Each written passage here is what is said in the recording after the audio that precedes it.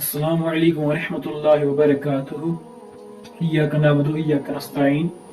दुआ दुआ एक ऐसा अजीम मुक़द्दस अमल है कि आप सोच भी नहीं सकते। दुआ is very important in life.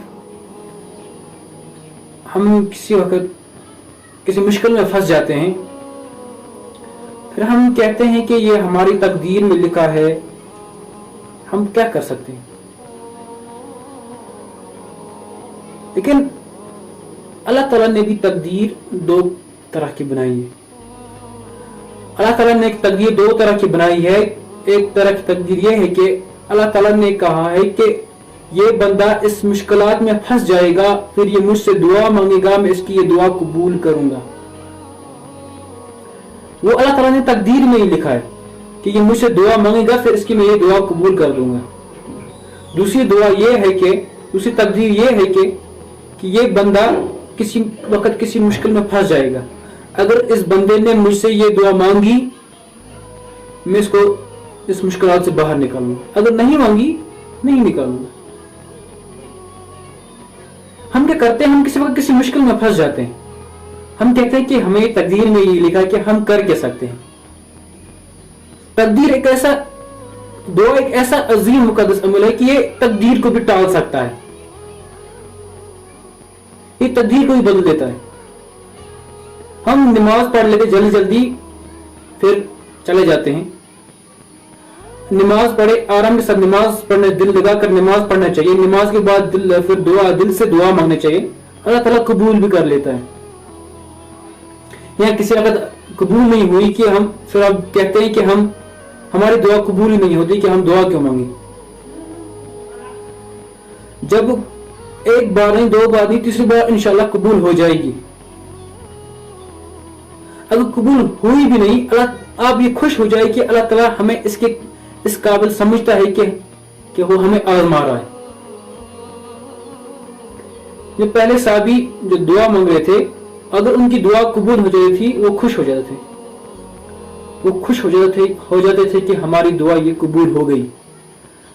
अगर उनकी ये दुआ कबूल नहीं हो गई, वो उससे भी ज्यादा खुश हो जाते थे कि अल्लाह ताला हमें इसके काबिल समझते हैं कि वो हमें आजमा रहे, वो हमें आजमाने के काबिल समझते हैं, इसलिए अल्लाह ताला ने हमारी ये दुआ कबूल नहीं की, वो हमें आजमा रहे।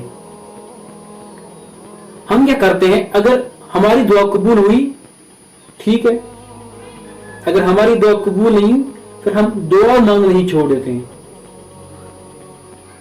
क्यों? वजह क्या है? हमारी दुआ कबूल नहीं हुई।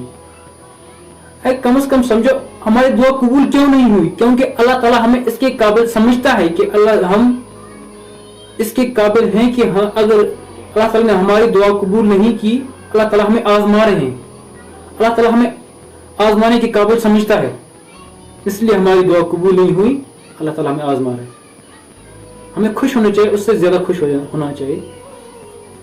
और जो दुआ है अल्लाह ताला से हमेशा मांगनी चाहिए, यार हमें हमारी बुरी तकदीर को टाल दे, या अल्लाह हम किसी वक्त किसी मुश्किल में फंस जाते हैं, हमें उस मुश्किल से बाहर निकाल दे, या अल्लाह हमें अच्छा रास्ता दिखा। और एक जरूरी बात, अगर आपको अपनी दुआ कबूल करवानी हो अल्लाह ताला से, अल्लाह ताला को उसके नामों से बुलाओ,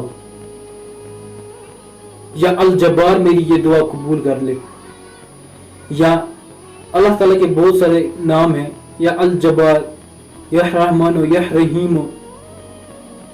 अल्लाह ताला के उसको नामों से पकार कर दुआ मांगना चाहिए, फिर अल्लाह ताला खुश हो जाता है। अगर उसको अल्लाह ताला को उसके नामों से पकारा गया,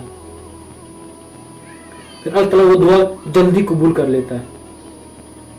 इसलिए हमें चाहिए कि हम हमेशा दुआ को अपना हथियार बनाएं, हमेशा दुआ मांगनी चाहिए, और हमें अल्लाह ताला फिर अच्छा रास्ता दिखाएगा, आसानी का रास्ता दिखाएगा, कभी मुश्किल में नहीं डालेगा। अल्लाह ताला से दुआ है कि अल्लाह ताला आपकी और मेरी मुश्किल को आसान कर दे, बुरे कामों से बचाए और अच्छे काम करने की तौफीक दे।